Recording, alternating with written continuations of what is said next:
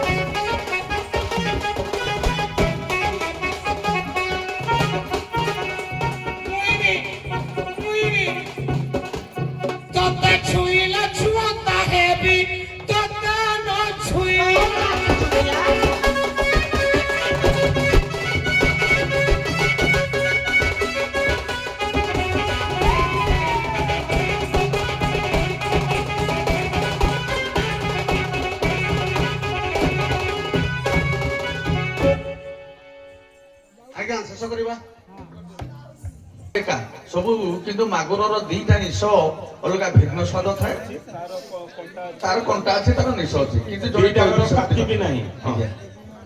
तेणु मोर कहवा कथा जड़े दैवी शक्ति कि बलिभोजन हुए आउ कंटिया माछ मनीष खाद्य प्रयोजन हुए मागुर को तो आम खाऊे नहीं मागुर माछ को आज्ञा प्रकृत में देवी मान दैवी पीठ में पड़ा जाए मागुर माछ दि जाए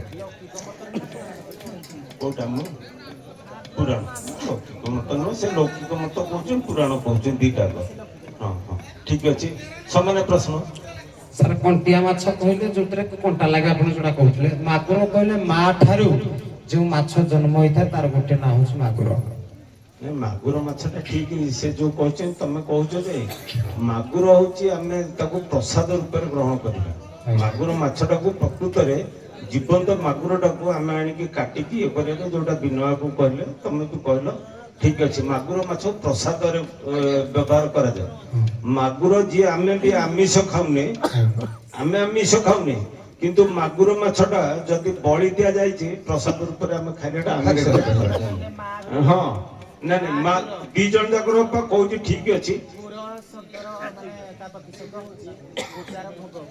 प्रसाद ଦିଟାକୁ କହିଲି ପରା ସେ ଠିକ କହିଛନ୍ତି। ପ୍ରସାଦ ରୂପରେ ଆମେ ବ୍ୟବହାର କରିବା ମାଗୁରଟାକୁ, କଣ୍ଟିଆଟା ହଉଛି ଖାଦ୍ୟ ମାଛ ଉପରେ। ଯଦି ଆଉ ବି କଥା ଯାଏ, ସେ ରାବଣର ଭାଇ କିଏ? କୁମ୍ଭକର୍ଣ୍ଣ। ବିଭୀଷଣ ବିଭୀଷଣ ବି ଗୃହ ଭଙ୍ଗା ବିଭୀଷଣ। କଣ୍ଟିଆ ମାଛଟାକୁ କୁହନ୍ତି ତୁ କଣ୍ଟିଆ ବିନ୍ଧା ବିଭୀଷଣ। ବିଭୀଷଣ ଏମିତି ପଦ୍ୟଟିଏ କହିବ ପୃଥିବୀ ଦୋହଲି ଯିବ। ଠିକ ଅଛି, ଏବେ ଆମେ ପ୍ରସ୍ଥାନ କରିବା। ଅକାରେ ଶୁଣନ୍ତୁ, ବେଶୀ ସମୟ ନବାନି, ଖାଲି ହରିବୋଲ ଦେଇକି ପାର ହେଇଯିବା। ହରି ବୋଲ। ରାଧା କୃଷ୍ଣ